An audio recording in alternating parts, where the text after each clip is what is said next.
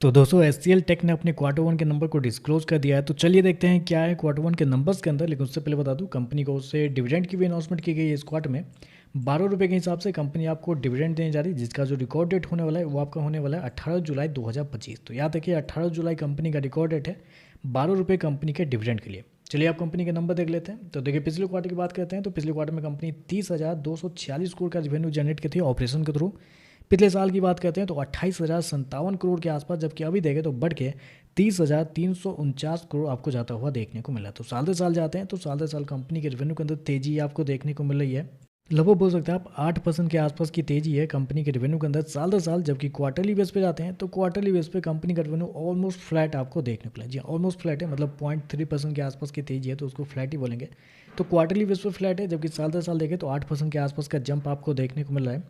Company show कितना किया है 30,349 करोड़ का रेवेन्यू इस क्वार्टर में, जबकि मार्केट का मानना भी था एग्जैक्टली 30,332 करोड़ के आसपास। तो आप कह सकते हैं रेवेन्यू टोटली इनलाइन आपको देखने को मिल रहा है।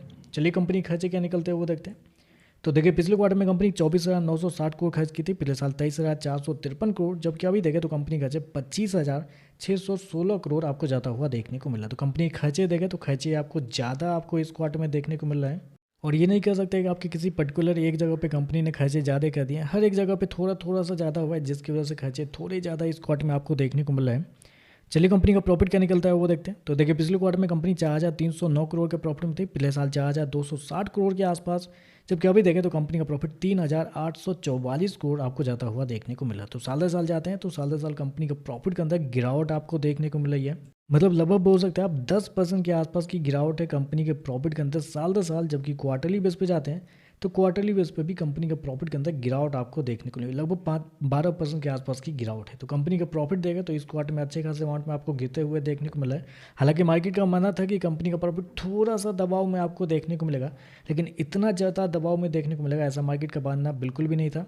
क्योंकि कंपनी ने शो कितना किया है 3,844 करोड़ का प्रॉफिट, जबकि मार्केट का जो अनुमान था वो था लगभग 4,270 करोड़ के आसपास। तो यहाँ पे देखें तो बहुत ज़्यादा ही कमज़ोर आपको देखने को मिला है। हालांकि पिछले साल कंपनी का प्रॉफिट ज़्यादा होने के पीछे का रीज़न ये भी था, कह सकते हैं कंपनी के अदर इनकम, क्योंकि इस क्वार्टर में कंपनी को 456 करोड़ का ही अदर इनकम जनरेट हुआ है, जबकि पिछले साल 1103 करोड़ कंपनी ने जनरेट किया था। तो अदर इनकम इस क्वार्टर में देखें तो कम देखने को मिला है, जिसकी वजह से भी आप कह सकते हैं कंपनी के प्रॉफिट के अंदर एक अच्छा खासा इम्पैक्ट आपको देखने को मिला है। और ऐसे में कंपनी के मार्जिन की अगर बात कर लेते हैं तो देखिए पिछले साल कंपनी का जो मार्जिन था वो था लगभग 15.18 के आसपास। पिछले क्वार्टर में देखते हैं तो पिछले क्वार्टर में कंपनी का मार्जिन लगभग 14.24 के आसपास था, जबकि इस क्वार्टर में देखते हैं तो कंपनी का मार्जिन 12.66 आपको जाता हुआ देखने को मिला। तो मार्जिन देखें तो आपको साल दर साल क्वार्टर क्वार्टर कम होते हुए देखने को मिल रहा है।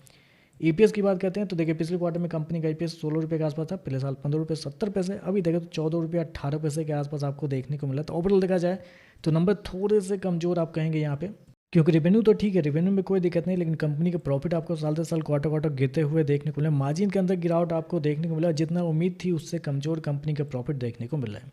तो चलिए बस आज के लिए बस इतना ही। वीडियो पसंद आए तो लाइक कीजिएगा, साथ में साथ चैनल को सब्सक्राइब जरूर कीजिएगा। धन्यवाद।